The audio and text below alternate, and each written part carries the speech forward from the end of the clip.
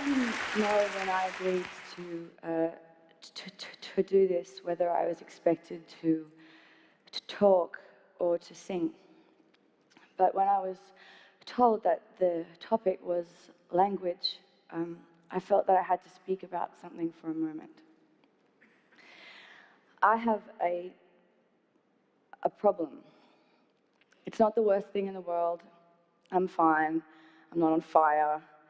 I know that other people in the world have far worse things to deal with, but for me, language and music are inextricably linked through this one thing. And the thing is that I have a stutter. It might seem curious given that I spend a lot of my life on the stage. One would assume that I'm comfortable in the public sphere and comfortable here speaking to you guys. But the truth is that I've spent my life up until this point, and including this point, living in mortal dread of public speaking. Public singing, whole different thing. But we'll get to that in a moment. I've never really talked about it before so explicitly. I think that that's because I've always lived in hope that when I was a grown-up, I wouldn't have one. I sort of live with this idea that when I'm grown, I'll have learned to speak French, and when I'm grown, I'll learn how to manage my money, and when I'm grown, I won't have a stutter, and then I'll be able to public speak and maybe be the Prime Minister, and anything's possible, and, you know.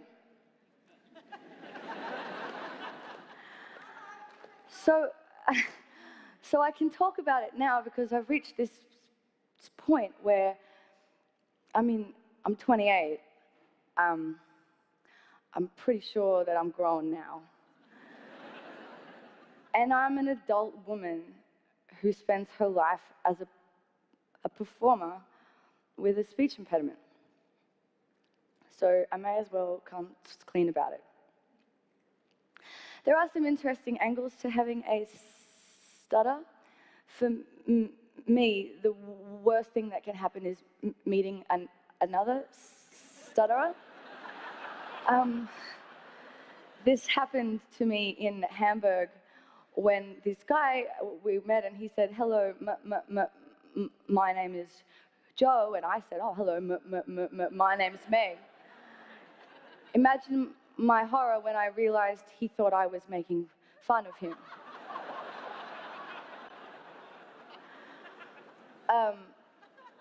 People think I'm drunk all the time. People think that I've forgotten their name when I hesitate before saying it. And it is a very weird thing because proper nouns are the worst. If I'm going to use the word Wednesday in a sentence and I'm coming up to the word and I can feel that I'm going to stutter or something, I can change the word to tomorrow or the day after Tuesday or something else. You know, it's clunky, but you can get away with it.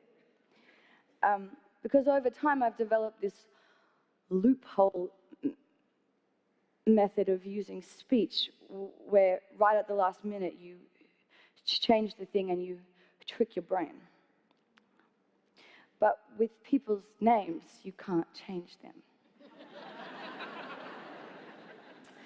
When I was singing a lot of jazz, I worked a lot with a pianist whose name was Steve. As you can probably gather, S's and T's together or independently are my kryptonite.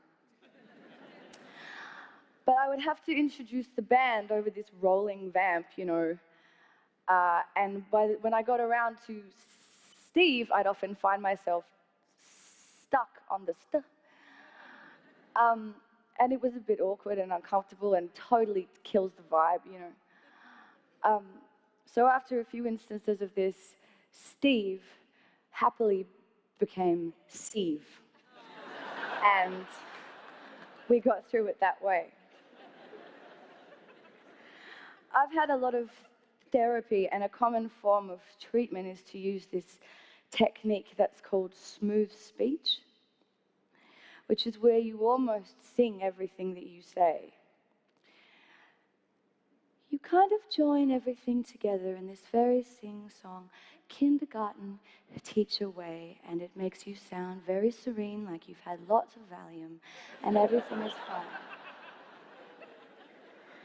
That's not actually me, you know. And I do use that. I use it when I have to be on panel shows, or when I have to do radio interviews, when the economy of airtime is paramount. I get through it that way, you know, for my job. But as an artist who feels that their work is based solely on a platform of honesty and being real, that feels often like cheating. Which is why, before I sing, I wanted to tell you what singing means to me. It's more than making nice sounds, and it's more than making nice songs. It's more than feeling known or understood. It's more than making you feel the things that I feel. It's not about mythology or mythologizing myself to you.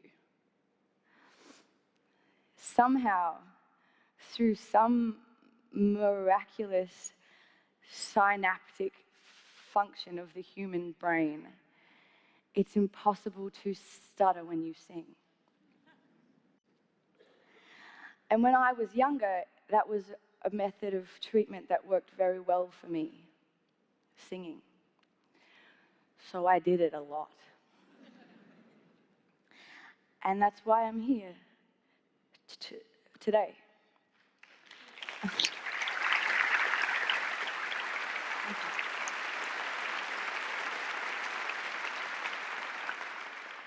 Singing for me is sweet relief.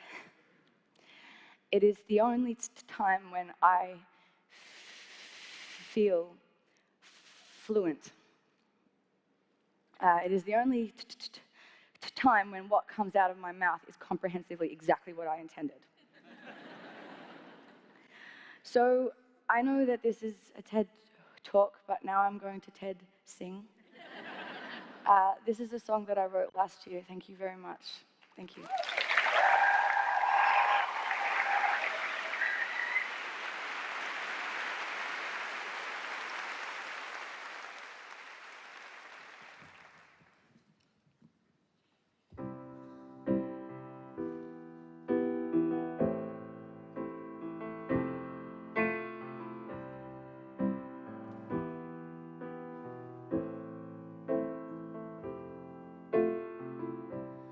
I would be a beauty,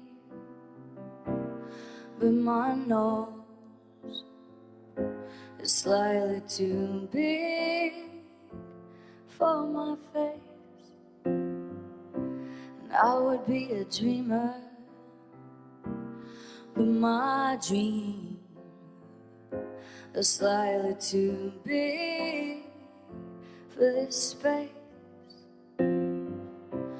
I would be an angel, but my halo, it pales in the glow of your grace. And I would be a joker, but that card looks silly when you play your ace.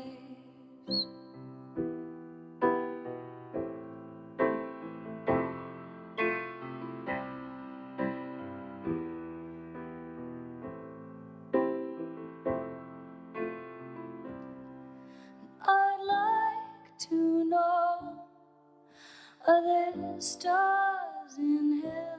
And I'd like to know if you can tell. They make me lose everything I know, that I cannot choose to want or let go.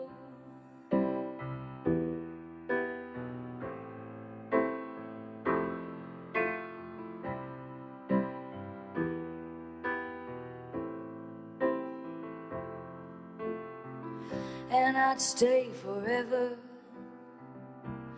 but my home is slightly too far from this place. And I swear I tried to slow it down when I'm walking at your pace.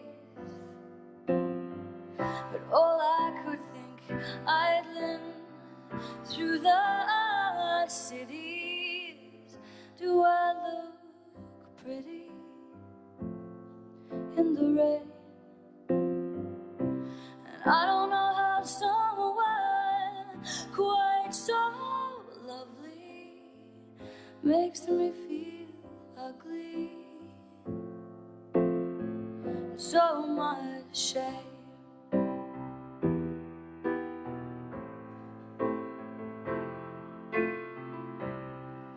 I'd like to know, are there stars in hell?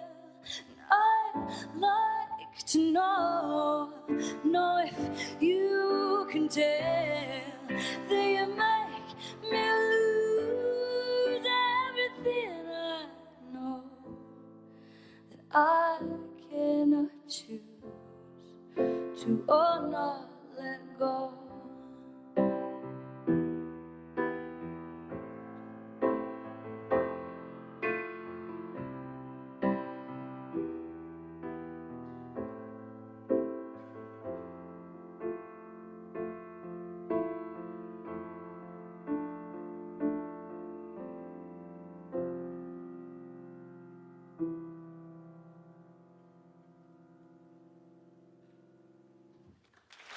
Thank you very much.